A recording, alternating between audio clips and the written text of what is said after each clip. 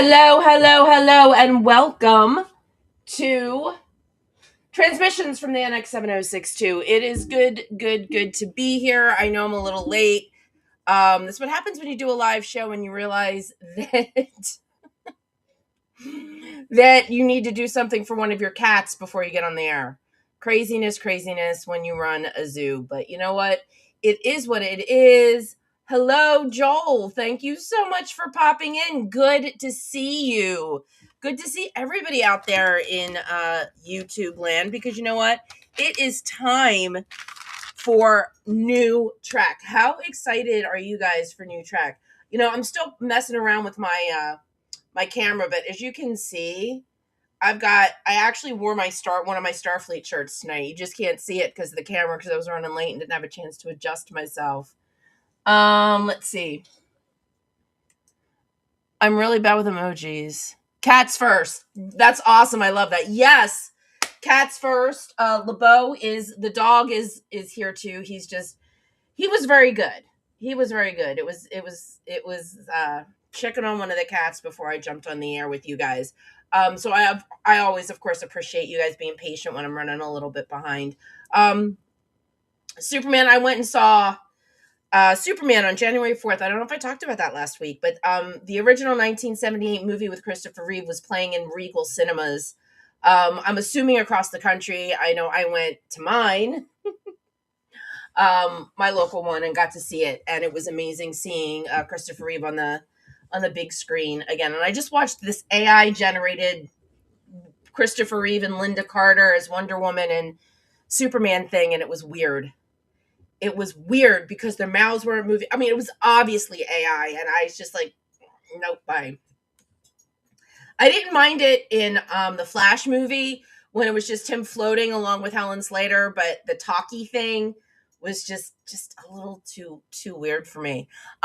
Big welcome back to the Decon Chamber. I know that they're also back dropping some shows, reviewing some of their episodes. So I want to welcome Connor and Dominic back to the YouTube airwaves, so to speak. I'm terrible. I have so much of their stuff to catch up on. I am terrible, but I will always support them. So I do want to definitely say welcome back. How much longer till I get to see everybody in Vegas? Oh, just what?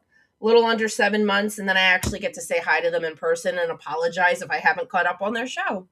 So I'm looking forward to that. So as I have mentioned before, my spoiler alert. Ooh, probably should mute my phone. My spoiler alert timeline. I feel like 72 hours from the time that something drops. That's streaming, obviously. By the time that something drops, is probably good. And it has been more than 72 hours since we all had a chance to watch the first 2 episodes of Starfleet Academy, unless of course you don't have a streaming service. But a friend of mine, one of my friends, said he found at least the first episode's already available on Pluto. Pluto, which by the way is owned by Paramount, which is why all of the Star Treks are all over it. Pluto is owned by Paramount. So if you don't have any other way to watch it, you can't record Pluto unless, obviously, I'm sure there's a workaround, but Pluto itself is not a recordable service. You can't fast forward commercials. They do have on demand. I don't know if new stuff goes on demand the way a lot of their stuff is. Hey, Dave Gregory. Always good to see you. Oh, is it on YouTube as well? There you go. So you can pop onto YouTube. Thanks, Joel. Pop onto YouTube. Pop onto Pluto. Either one of those will have it where you don't have to spend subscription fees, which is nice for people that, for whatever reason, they don't want to give Paramount Plus money. I totally understand that. I've just fallen in love with too much stuff on Paramount Plus. I'm a sucker. So thank you for that. So you can check it out on YouTube, or you can check it out on Pluto TV. I believe, my guess is that all the episodes from Starfleet Academy are going to end up on Pluto at some point. So that's probably a really good place. To check it out, or maybe YouTube. I don't know. Sometimes Paramount can be teasy. They can just do that one episode on YouTube, and then that's the only one you're going to see, and you have to look elsewhere. But yeah, I'm sure. I have a feeling because all the Strange New Worlds have ended up on Pluto, so Pluto's a really good place. Just check it out. Speaking of cats, LeBeau, please don't fight with your siblings. So I think first of all, what's interesting is I guess Starfleet Academy's already dropped off on streaming. I was looking at an article from CBR that said that their streaming numbers are already dropping, but let's not forget there were 2 episodes. People were watching them back to back. Jean, good to see you. Good to see you. Thanks for dropping by. I don't know. How are things in Canada? Have you seen Strange New Worlds yet up there? Hey Olive, good to see you. Thanks for dropping in. Kitties on the bridge. Always. In my bridge, there are always cats, and every now and then there's a dog. In fact, I don't know, the dog went off to go torture the cats probably. We're still working on it. LeBeau not being able to see is not a big fan of being snuck up on or walked on. Some of the cats will walk on him. So he's just, we're trying. We're absolutely trying. I'm going to change this up a little bit. Hold on a second. Now, see, I really do like Restream, but for some reason it always, and I have to find out if it's me or them, but it always goes back to this weird reset. There we go. Now I'm happy. It always goes back to this weird reset. Like my stuff, like all this will not be here next week. I will have to go back and change it again to make it do all this again.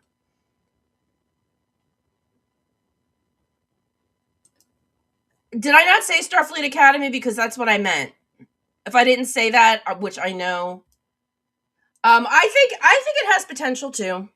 I think it definitely has potential. One thing, who else noticed this? Show of hands.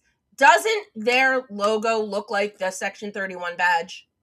Why is their Delta colored on, like, got that? It's the Section 31 badge. Did nobody bother to tell them that badge design's already been taken? I don't care what color it is. That badge design has been taken. So I'm a little annoyed with that. There are my friend Ernesto, when he replied to my post, he's the one that was looking for other places to watch it. That's fantastic. Yeah. Okay, good. So no spoilers for you. That's awesome. Awesome. Like I said, I didn't know what was going on with our friends to the north. So Ernesto said he's seen the first episode, he liked it, but he has notes. That's pretty much how I feel. I liked it in general. I liked it more than I thought I would. What's really funny is if you go look it up on IMDb, because I was checking out records of badges. There you go. Records of badges lost in the burn. Excellent. Yep. That really good. I like that. The doctor's nice as a familiar face. I'm not going to lie. I was glad to see Bob Picardo come back. Absolutely. But this is the funny thing. Stephen Colbert is actually listed above Holly Hunter. If you go on IMDb and you look at you know how IMDb will put the top cast as you scroll down. The top cast is pretty much one of the first things, and there's a row across your screen that you have to scroll. Stephen Colbert is actually ahead of Holly Hunter, which I think is great. He's the voice. He's like the voice making those goofy announcements like, fuel up your day and stop by for a free espresso. That was Stephen Colbert, and I absolutely love the fact that he's in there because I love Stephen Colbert. And I love that Holly Hunter's character is and I'm going to, Lathanite.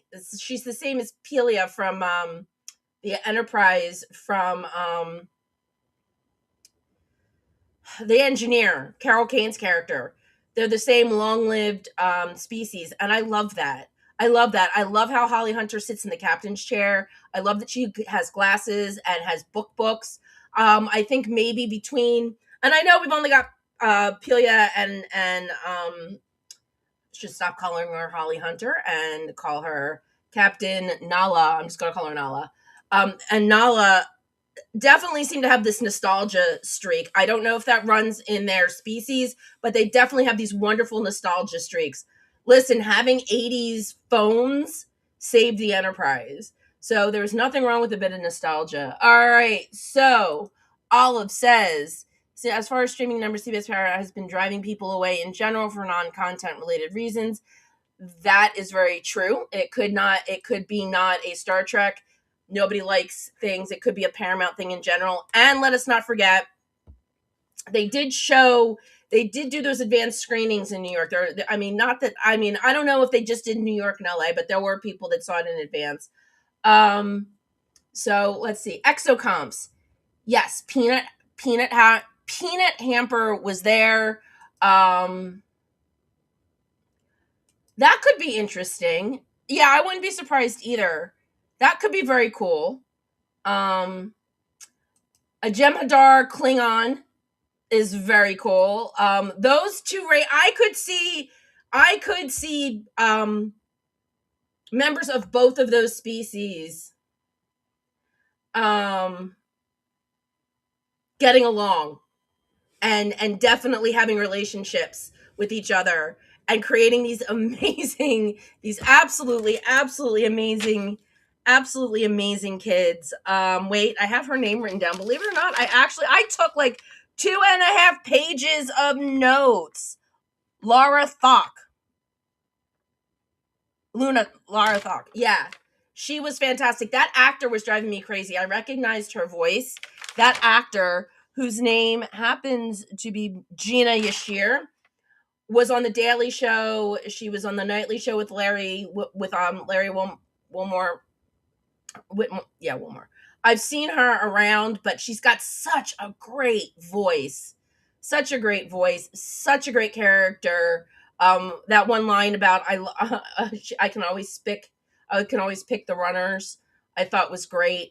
A couple people mentioned that the humor seemed a little over the top. I think I love when they add humor to Star Trek. I've always loved humor in Star Trek. If it's done well. Um, and when you're having a serious, here's the thing: when you're having an episode like Trouble with Tribbles, that's a humorous episode for the entire hour, and so it's easy to get to run your humor through it. But if you're having a serious episode and you want to insert humor in it, I don't have a problem with that either. But that's where you have to be careful. That's where you have to find the balance, where you're injecting humor into an otherwise serious, dramatic storyline. And I think they overdid the humor just a little bit. But overall, I think the story's good. Caleb's journey is going to be an interesting one. Obviously, looking for a parent isn't exactly new. I mean, Michael Burnham and the whole Red Angel and finding her mom and all of that. So looking for a parent isn't new, but it can be done in different ways.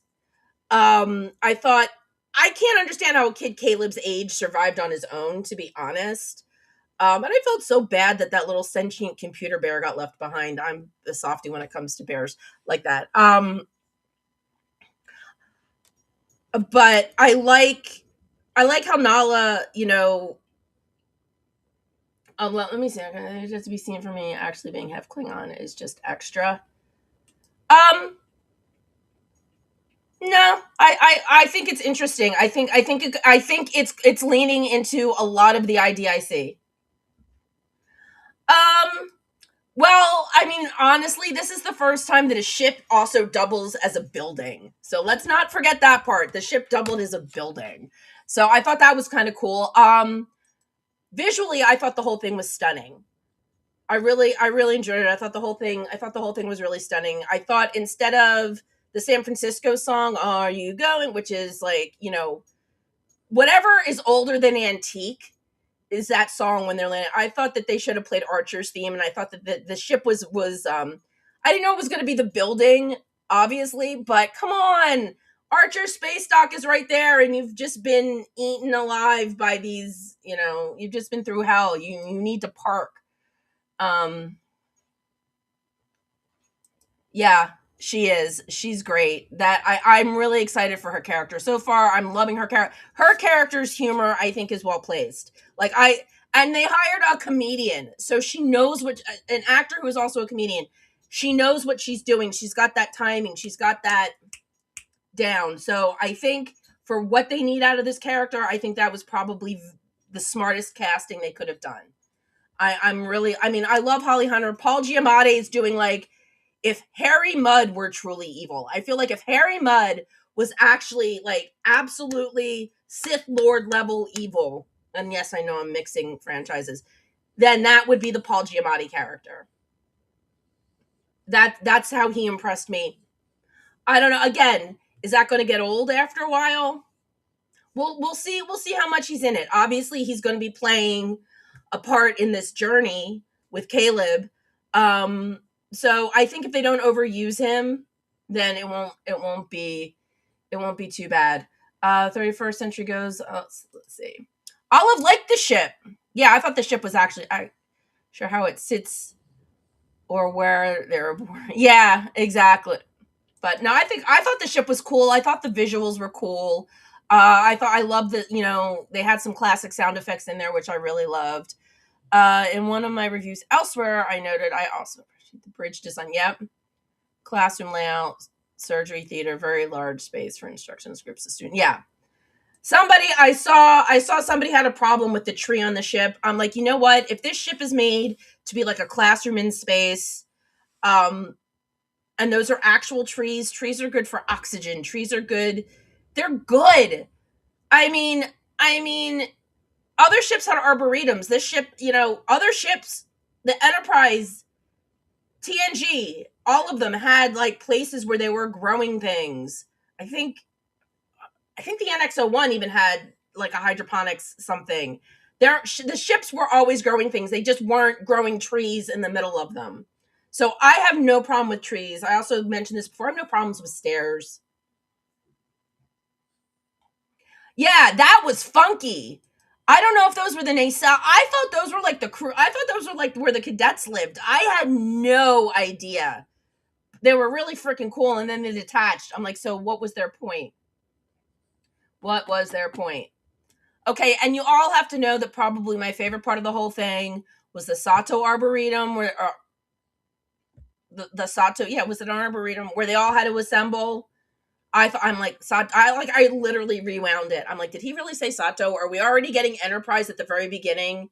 So, yay for recognizing it's not just Star Trek 60th, but it's Enterprise's 25th. I don't care. They went right in there.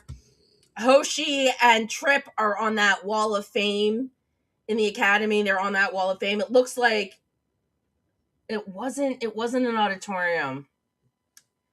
The word wasn't auditorium. That much I know. Hold on. I could ask Alexa. She would actually answer us.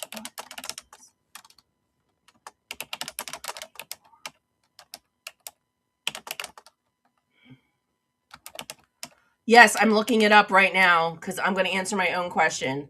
I'm not giving you guys. Oh, okay. It wasn't an arboretum. What was it? It wasn't an auditorium either. Oh, hold on. Watch this. Let me see. Alexa's been really good. It was arboretum. I was right? Okay. Thanks, Dave. Love you, babe. No, thank you, Dave. I wasn't sure. I knew it started with an A. I wonder if marijuana is legal in the 32nd second. If it is shit. Food for thought. That's very interesting. That is very interesting.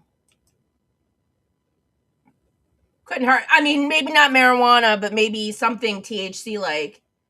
No worries, Joel. No worries at all. No worries at all. It was for my own brain functioning.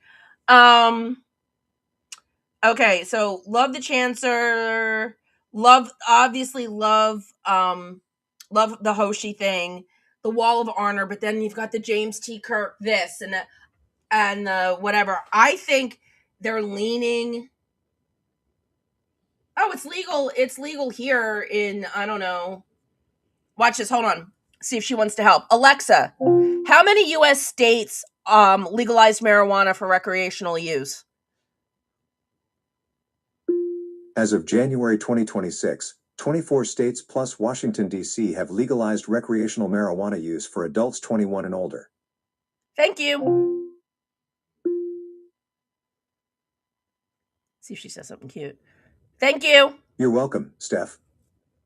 Knows my name. Atrium. There we go. That's what it was. It was an atrium. Okay, so we got there. Third time's a charm. So as far as legalization here, it is legal in almost half the states. We need one more and it'll be half the country I'll have legal. There are other states that have it just for medicinal. There are some that haven't legalized it. There are some that have it just legalized for medicinal use. And then there's 24 that are recreational. Fortunately, I live in one of the states that legalized it recreationally. It took us long enough. And I was getting it either when I was in Vegas, California, or one time when I went to Rhode Island Comic Con. I just popped over the border and got it in Fall River, Mass. But now I just have to like throw a rock and I'm hitting a dispensary. It's fantastic. I don't know if I told you guys this last week. The last time I went to a dispensary, the guy that took my license recognized that Enterprise jacket, and the guy that I went in and picked up my order from was also a Star Trek fan, so now I have a regular dispensary that I will be going to. So many A words. Yeah. And they all kind of like auditorium, arboretum, they're all gathering places. So like auditorium, arboretum, and atrium, they're all A words that basically they aren't the same type of gathering place, but they always all mean gathering places. Yeah, that's why Canadians are always so laid back too. Absolutely. Right, A? Okay. So guess what I wrote in my notes? Sado atrium. I actually should look at my notes more. Stephen Colbert, we already touched on Stephen. Okay. So this was what was really interesting is watching the mom and son get torn apart, watching Paul Giamatti, and that's what drove Holly Hunter out of what was left of Starfleet after the burn, because Starfleet / what was left of the Federation was wrong. And I love that, because you know how I feel about Enterprise. Everything's raw because it's new. Well, now this universe, galaxy-wide, basically, burn happens, and now nobody knows what to do with themselves, and they're all fumbling around. And you find out not only on this scale did they fail with these horrible, harsh punishments, but on a larger scale, they failed Beta Z. Like, they have the Federation has a lot to make up for if they're going to get their feet under them. And this is going to be really interesting if obviously this is the first Starfleet class in over 100 years, and the Federation's trying to rebuild itself. It's going to be interesting watching all of this unfold as they try to get back to those ideals, and hopefully try to recognize where they went wrong, like they were talking about in the second episode. Seeing what was wrong, recognizing what was wrong, and being willing to change, like moving the seat of the Federation from Paris to Beta Z, which I think is fantastic. I can't wait for them to hopefully go to Beta Z.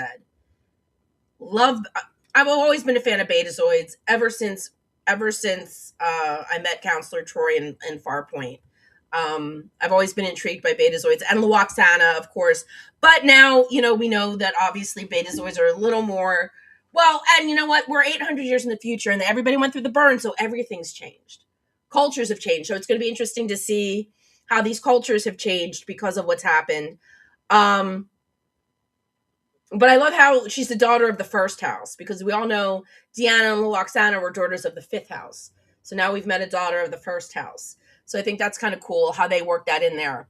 But speaking of nostalgia, aka the Doctor, and Betazoids in the first episode, they leaned really, really heavy on the nostalgia. And I hope they pull it back a little bit so that the show can stand on its own. I don't mind the nostalgia, but it's like the opera thing was getting real old real quick. It's like, yeah, we all know the doctor loves opera, but now he's got an opera club and now he's singing opera. And this has nothing to do with the fact that I don't enjoy listening to Bob Picardo sing. Um, this has to do with there's so much more. This is supposed to be about discovering, the new and all this. And I just don't need to hear him talking about opera every week. I love that he's there. I love that they have another photonic entity, Sam, because that's different than nostalgia. That's like we introduced this in Voyager and then we didn't really explore it, so let's explore it. I think that's fabulous that they have this other photonic life form besides the Doctor. She's adorable and she's funny as a character. Like that's her character. I've got so that humor I'm really good with, and I can't wait to get on. I'm enjoying Sam's journey already. It's adorable. Now between the young Beta Z and the Rebel Cadet is shaping up. Yeah, that's going to be interesting. That's going to be interesting. And the fact that we find out at the end that she joined the war. She's going to be their version of a Mako, which we find out they need again. Remember how the Makos were disbanded when when the Federation was first formed and Starfleet was starting to go out? They're like, no, we don't need Makos anymore. Well, now we're back and they need Mako like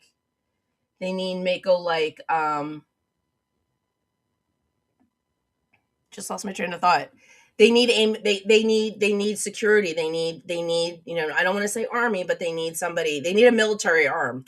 That's the word I was looking for. They need a military arm. Peanut hamper we already talked about. They had I wrote this down. What is it? Bricar? That's what Rock Talk was in Prodigy, a Bricar. I love that. I love that. I love that they're pulling Prodigy in. Sam was babbling, she was all losing her shit when she finally got to talk to the Doctor, and she's babbling about him, and she mentioned the Protostar and being the mentor to the kids on the Protostar. I still haven't finished watching the second season. I feel so guilty. I loved that. I absolutely, absolutely love that. That's nostalgia, like I said, that I can handle. And the fact that they're bringing Prodigy in, and the fact that I just found out that the Bricar were made canon through Prodigy, but they actually had appeared in some novels. I did not know that. I missed a Murph mention. Did I miss a Murph mention? Darn it. Let's see. Our Beta Z student has a restraining bolt too. She actually reminded me of Rogue from X-Men a lot. Oh, that's interesting. That's interesting. Let's see. Olive gathers the War College was Earth's replacement for Starfleet officer training. Aladira came from. Oh, I have terrible memories on stuff like that. So yeah, like I said, I feel like the War College is like the new version of Mako's, but yeah.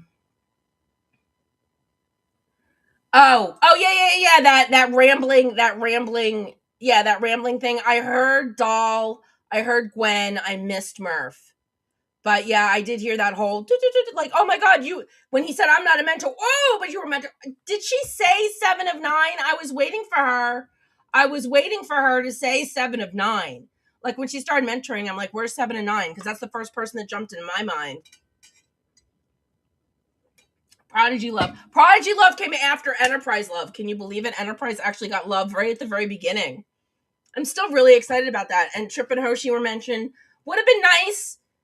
I don't know. Like somebody posted a really nice, clear version of that wall. I was looking for Archer. Somebody tell me if they saw Archer's name. I saw Sato. I saw it look like Harry Kim eventually at some point got his promotion because he wasn't up there as an ensign, right? Let's see. There was something. Okay. So the student body, there was a conversation. Like I said, I avoided all the conversations about Starfleet Academy until today. Then I thought I'd roll around on Facebook and see what other people were saying. And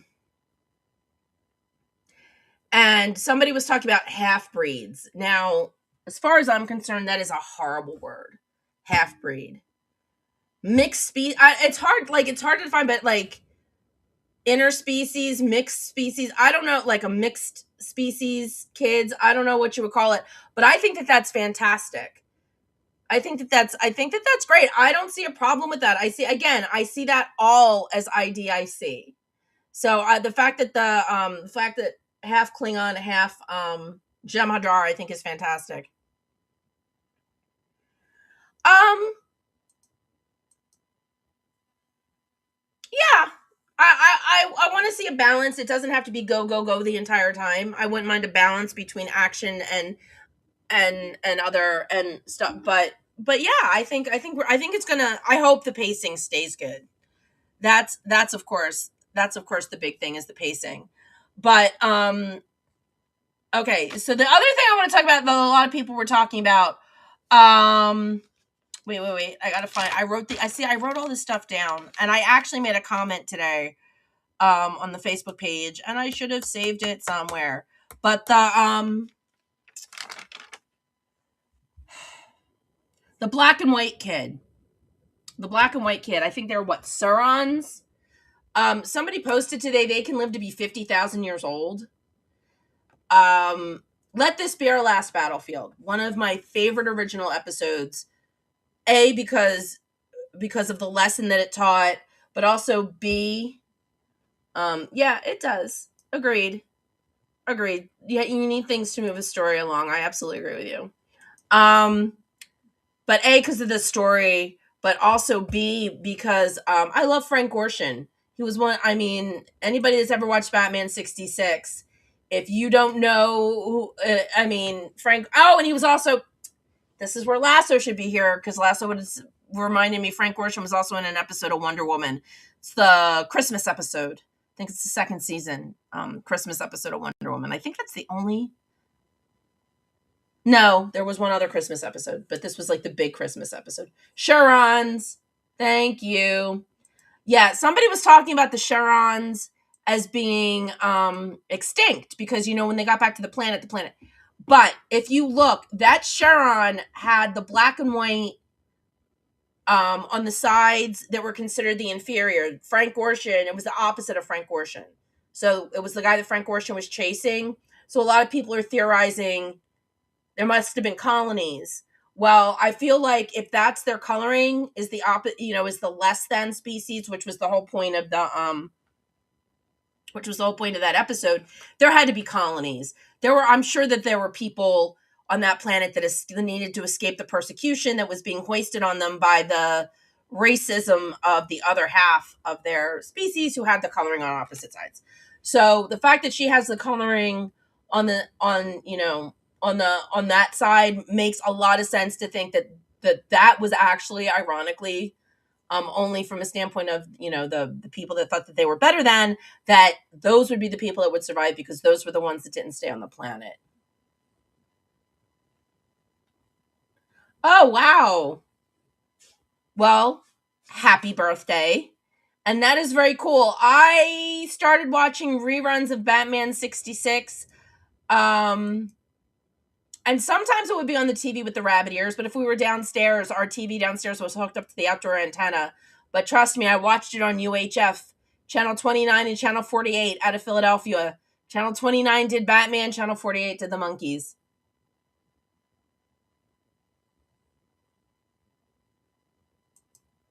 See, I'm terrible with names. This is why I keep you around. Yeah, exactly. And he was the non-Frank Gorshin one. And Frank Gorshin was the one that said, "Oh, he's inferior because his coloring's on the wrong sides." So it would stand to reason that Bell's people were the ones that survived because they would have been the ones that left because they weren't going to sit around and be persecuted.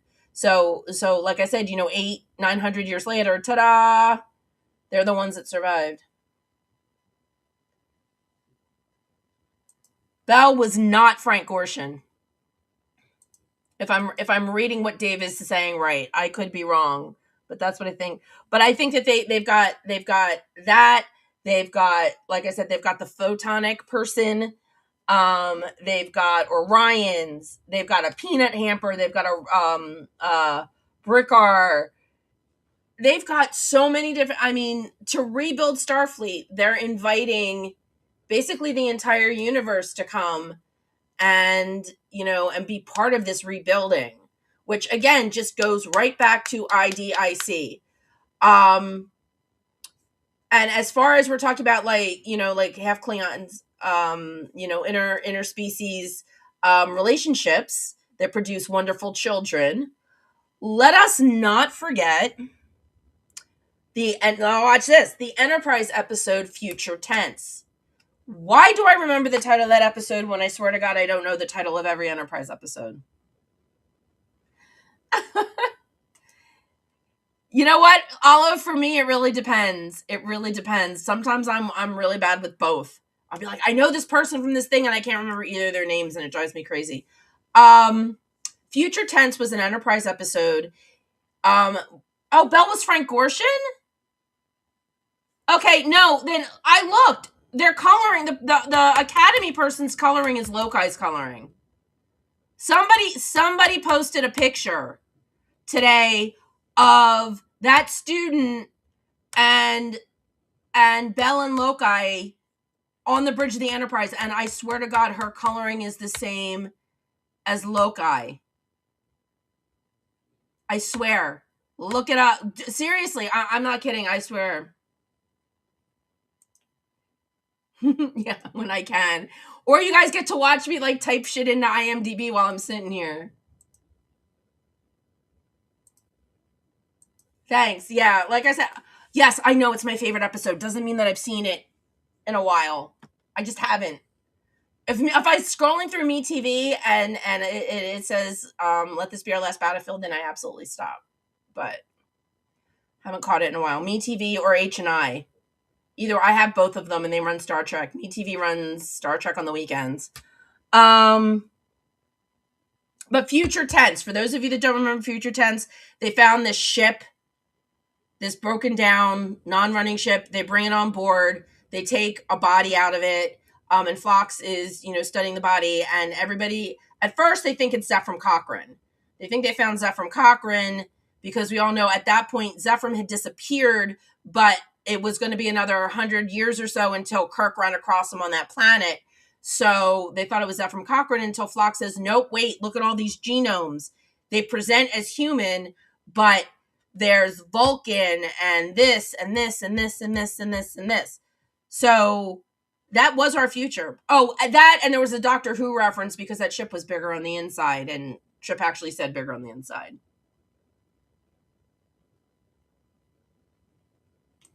All right, so let's see. The interspecies part doesn't bother me, by the way. It's just that you gotta wonder what the Jem'Hadar have been like apart from the Klingon reference after all this time. Well, obviously they're off the ketamine. Or not ketamine. Is that what it is? The what? Help me out again. I'm so terrible. I can't even remember. Like, I know they're addicted to something. Is it ketamine white? Future tense, yeah. The other thing that it relates to back to Enterprise is E squared. When they met them, they met themselves, they met the ship from 117 years in the future, and when they were stuck in the expanse. Ketracel. Thank you, Joel. Ketracel White. Thank you, Joel. Appreciate it. That's why I love having all you guys around.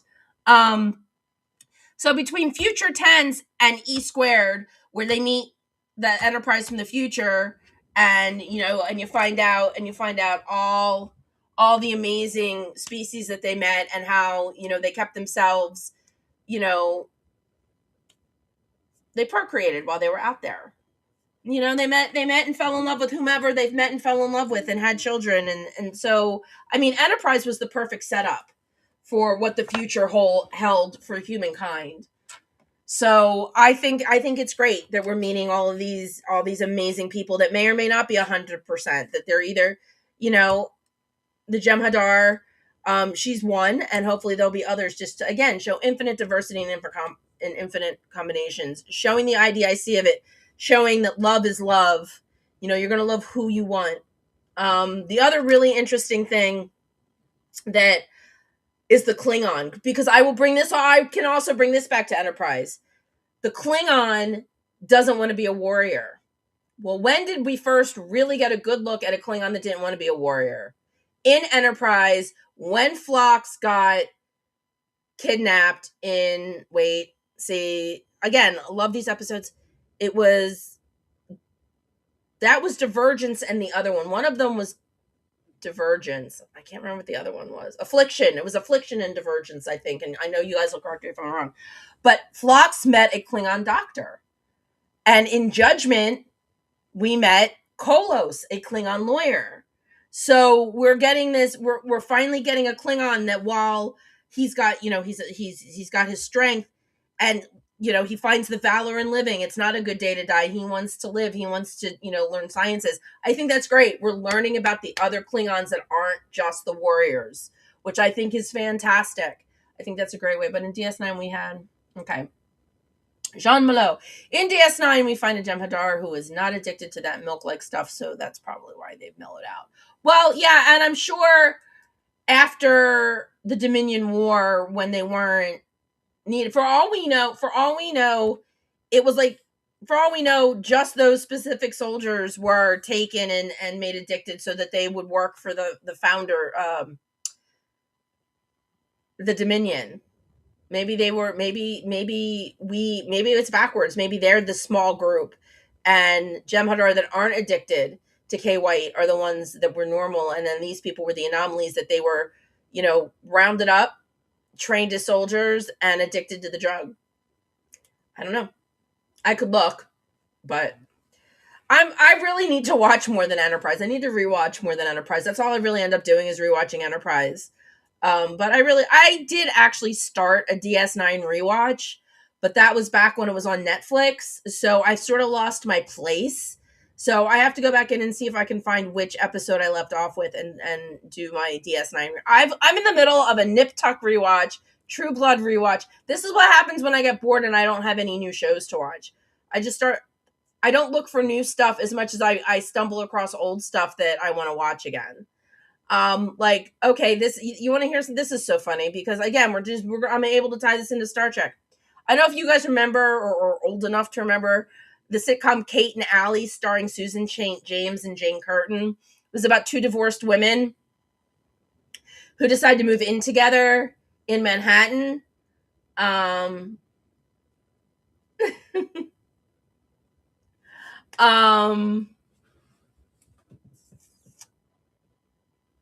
and the first episode, so it just showed up, it just popped up on Amazon, so I decided to watch the first episode. So I watched the first episode, and who's guest starring in it but a very young Kelsey Grammer. So there you go. Even Kate and Allie has a Star Trek.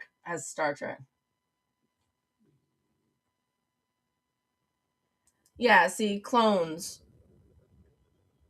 So was the so were stormtroopers at one point, were clones. They were all clones of Boba Fett's dad.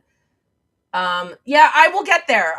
The rewatch of DS9 that I want to do is I want to do it chronological. I started at season 1. I want to just keep going through. I don't like jumping around unless there's a reason. Like when I had Eric Pierpoint on, I jumped because I wanted to watch his episodes, or like John Glover, I wanted to watch his episode. John hasn't been on the show, but I wanted to watch John's episode. So I knew what we were talking about. Yeah, like it was a cute show. It was very cute. Susan St. James was also on an episode of MASH. It was very cute. It was funny, and for its time, it was very timely. But I was just goofing around. I'm like, I got a half an hour to kill before I jump into bed. Wait, Kate and Allie just got added to Prime. Let me see if I want to, So we were just hanging out on the couch watching. This was after I watched Starfleet Academy. Or no, actually, I lied. I watched Starfleet Academy yesterday. I watched Kate and Allie on Saturday. Duet, then I would have seen it because I was already in season 2. I just, like I said, unless it's Enterprise or TOS or 11001 and Farpoint. Oh yeah, and I just like, I could probably name on just not even using all of my fingers how many next gen episodes I know by title. Oh, you know what I forgot to bring up? I forgot to bring up Mechleth to show you guys. I guess it's just gonna have to wait till next week. It's downstairs. Oh, right. Right. Yeah, nursemaid. That's right. Klingons have nursemaids. I forgot about that. She was awesome. I loved her. She was so cool. She was so cool. I loved her. Can't remember what episode she was in, but I remember her. But like I said, let me see. Hold on. I got a counter PowerPoint. Naked. See, and then I always screw this up. Naked Now is the TNG episode, not Naked Time, right? So it's Farpoint, Naked Now, 110010001, All Good Things, which is the final episode. Sub Rosa, because my friends from Lambda Quadrant absolutely love that one.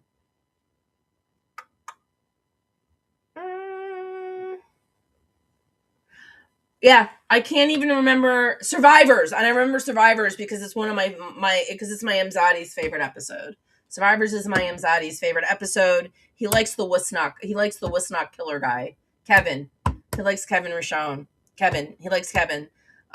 He likes what he really likes is what Jean Luc said at the end, where it's like, how do you punish somebody that with a thought literally wiped an entire species out of existence, out of nothing more than pain and loss. He just, and like not even thinking, it just done. Like there's no punishment. So anyway, so my review, so like I said, so my review is basically it's got a solid start. I'm enjoying it. It's got a solid start. Like I said, I love the fact that Stephen Colbert is doing a voice. I love Holly Hunter. I've always loved Holly Hunter. So watching her like she sits like I do in a chair. Like if there is room for me to pull my legs underneath me, and even if there's not, I will make the room, which my knees absolutely hate. But she's like me. If I have a chair big enough to curl up in, I am curling up. Husnak. Okay. What's that? Okay. All right. Hold on one second. All right, because then I've seen it. Then I absolutely saw it with my rewatch. So it's just a matter of which one it was. Because, like I said, suck at titles. Suck at titles. Unless it's something I absolutely love. I'm not bad with Monkeys titles. I can name a lot of Monkeys episodes. I can only name a couple of Batman episodes, even though they like kind of like have that rhymey thing going on. Batman 66, I can't name a lot of episodes outside of my favorite. All right, I'm looking up it right now. Cardassian suffering from a disease that indicates he served in a labor camp. Visits DS9. Kira is determined to convict him as a war criminal. Okay. Let me look at some pictures. It sounds familiar. It sounds familiar. Kevin Uxbridge.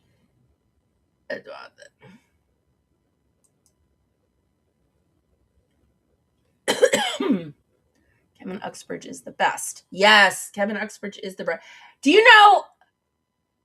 And again, I've looked him up so many times.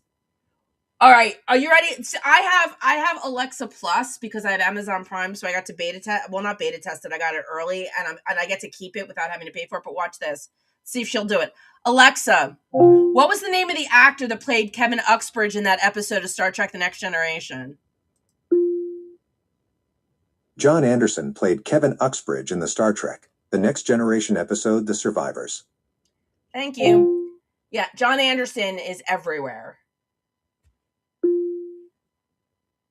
Watch. See, don't chime in. Right? That guy had quite the career spanning decades and genres.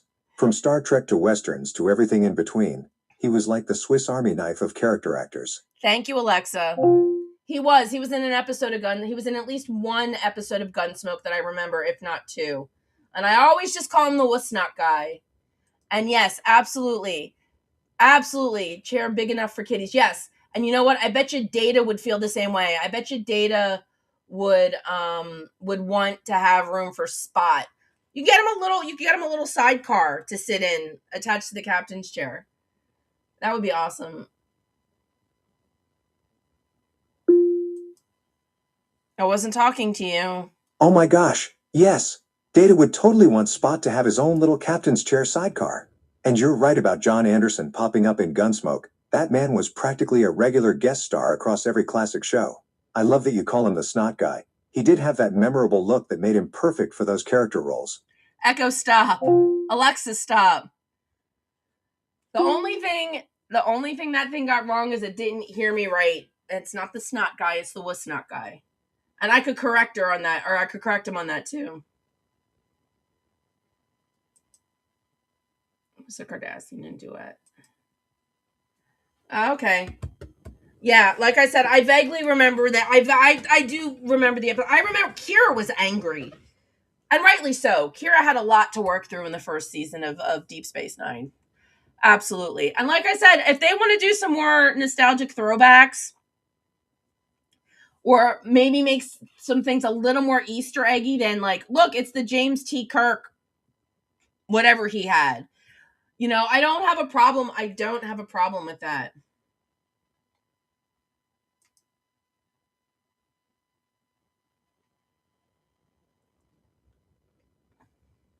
Yes, agreed. I know, isn't it fun? Isn't it fun, my Alexa, the way Alexa's working now? Like, I actually have, this is sad, I actually will have, just for goofs, I will have full-on conversations with my Alexa if I feel like it.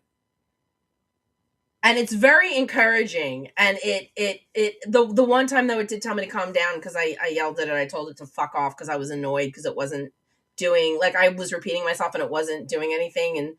And it actually hears you and it's like, calm down, don't. Yeah, it's pretty funny.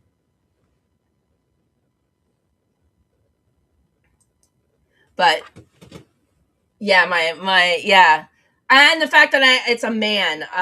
I miss the only thing with going with the Alexa Plus is that I don't have a British. My Alexa used to actually have a British voice, but they don't have that option right now with the Alexa Plus. But I don't know. I'm just like, this, you have, and I don't know if you've noticed, but you have to you have the option to name your Alexas. So the one in my office, which I've been talking to, is Mayweather. Then I've got a Trip and a Read. I've got three. I've got two upstairs, one in my bedroom, one in my office, and then one downstairs. So they're all fabulous, and they all have Star Trek names. The one in my bedroom answers to computer. The one downstairs answers to Echo, and this one I kept at the classic.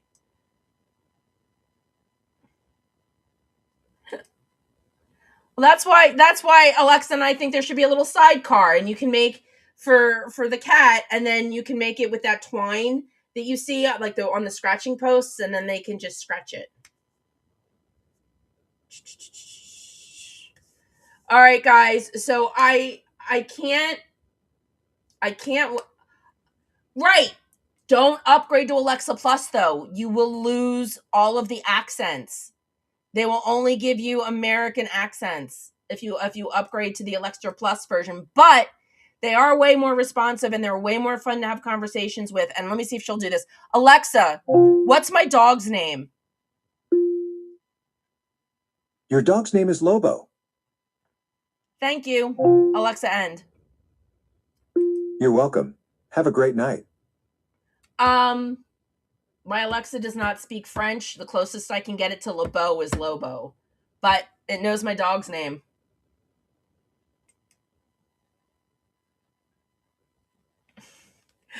So anyway, guys, I hope that you all, I mean, it sounds like everybody that's here enjoyed Starfleet Academy.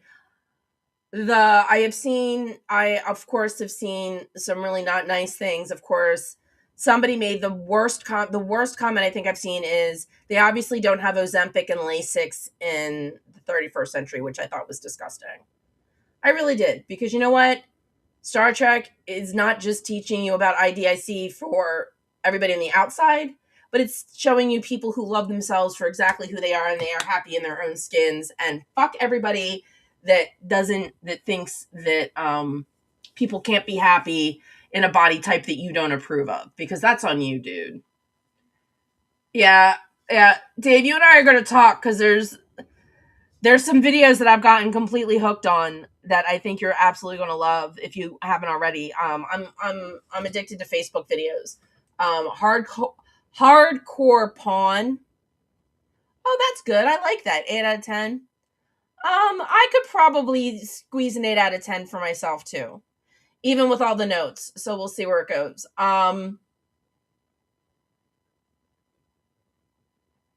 Wait, a Nazi guy that said what? All right, now I'm confused. I don't know where this conversation went that I lost track of, which is totally fine. You guys are more than welcome to talk amongst yourselves while I'm staring at the camera and babbling. I just sort of lost that train. Um I was enjoying the talk about having cats on the bridge and a dog. Don't forget, like a dog bed on one side of your chair and a cat chair on the other side of your command chair, and you curled up in the middle reading books. I love that.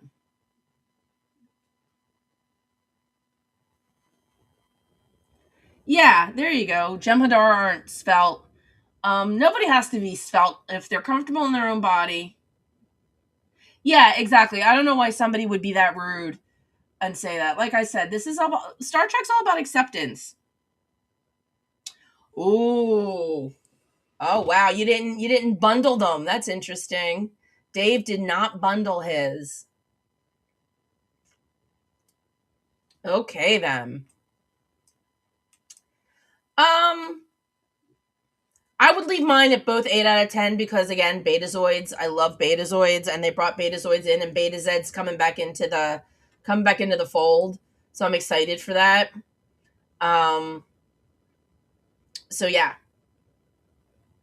so I'm gonna leave mine at both. I think I can leave them both at 8 out of 10. I'm still wondering how that kid survived all those years. Hopefully, we'll get more of Caleb's backstory. I think that I wouldn't mind. I would not mind more of Caleb's backstory. I think I would really enjoy that.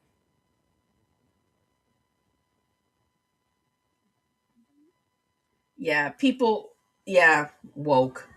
It's ridiculous. Oh, somebody's calling. I think that's Lex. I don't know if you've ever noticed it, but some cats trill. If I had known that a couple of my cats trilled before I named them, I might have named them something different. But Drew trills and Lex likes to trill.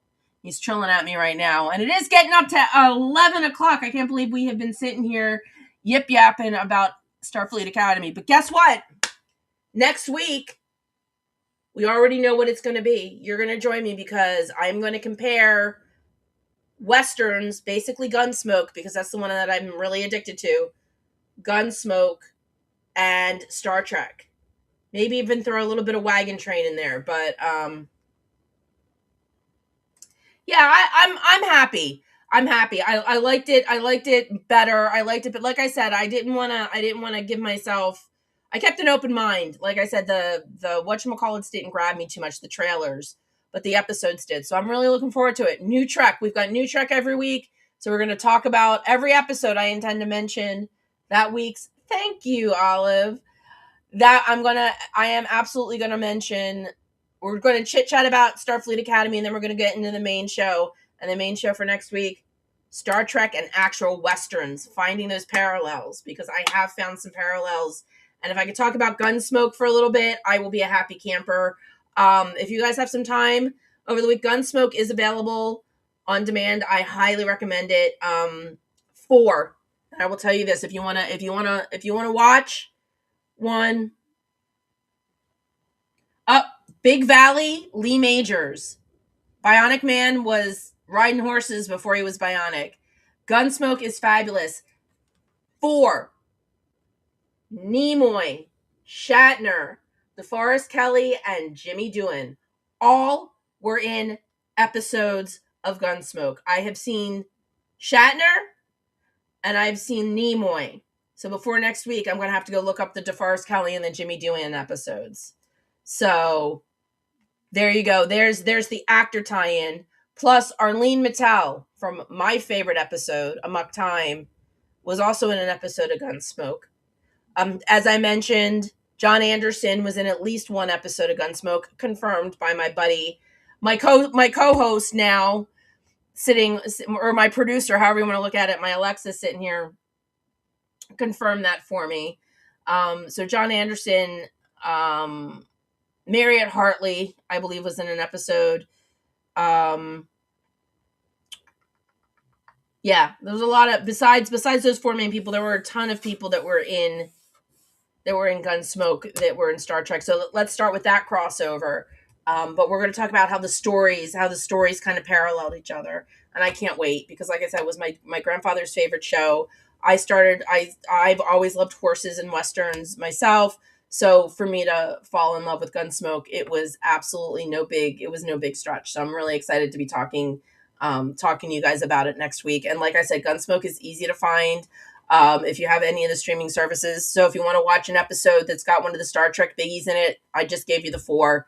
Um, Fair warning though, the Nimoy one's in black and white. So anyway, guys, thank you so much for tuning in. As always, I wouldn't be here if it wasn't for you all. So thank you so much. Can't wait to see you next week. And until then,